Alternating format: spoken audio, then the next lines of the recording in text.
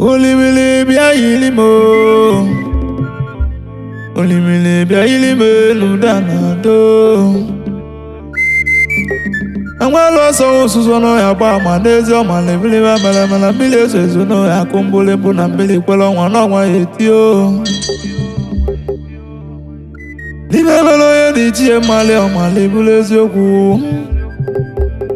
Ogene mbe na abọ na-ekwelu m egwu bịa ka dibịa ji agbakwulu mawa. Mgbosi eze mmụọ ya gwụ na ya bụkwa na ya ndị mmụọ ma lebelebe meleme.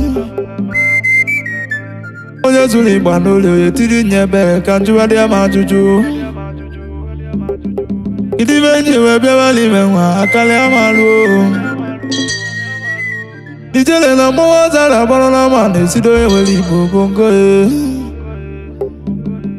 Atata ka mụrụ mmanwụ be m odogwu odu maka na dike tete mmanwụ na akụrụ mgbe mgbọgụ dịka ọgụ otembe enwilo. Odogwu ibili bụ ogara bekee na-achị ụtụtụ eboliwe ebolio. Ọ na-emekwa na-ekute mmiri n'ụtụtụ ọ dịka ihe na-aṅụ ya ma lebelebe meleme. Nwannụnụ nọ n'ụzọ agba egwu na ibe na-akụrụ nne-egwu nọ n'ọbịa ọma lebere eziokwu. Bishop Manley nwe onye ọ ga-adịrị mma happy birthday mmọnwụ be m na tata ka mụrụ ogige eji igwe kwu okwu n'ama. Maka na ikolobịa libiela bụ n'okwu ọnụ n'ebe eme ma amala odogwu ma lebelebe meleme. Happy birthday Bishop Manley mmọnwụ be m Japan Connect dike tete Japan plug mmọnwụ be m.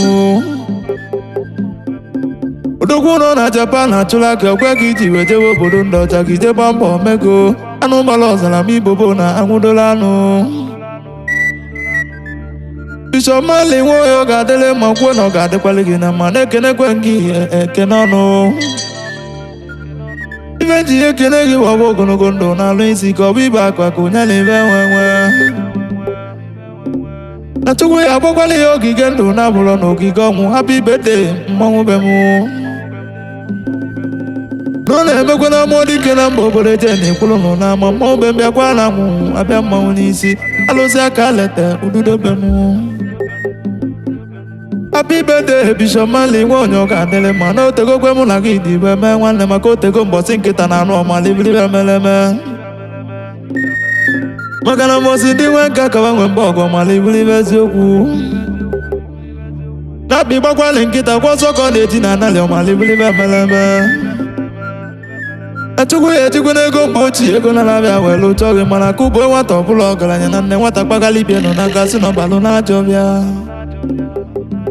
Mmụọ be m ugwugwe na ọ ga-adịkwali gị na ma ibe mere gị n'izu onye mere n'ọnwa. Ogologo ndụ na-alụ isi ike. Ife akwa ka onye na-ebe nwe nwakwụla echeghị n'ezigbo ọba jiri igwe nne jiri otukwula echeghị n'ụzọ mata ṅụọ ya mmiri. Maka na ilu ka eji abịa ụwa azụ ka eji anụ ụwa na nne gboo na-abọ ka ekwe na abọ dịka ọgbakwa anya na ndụ oje na-egbo ya n'ọnwụ. Bishop Manley nwe onye ọ ga-adịrị mma Japan plug dike bịa kele ka iduru m ka nna m obodo dike n'ibe ebe na mmanwụ.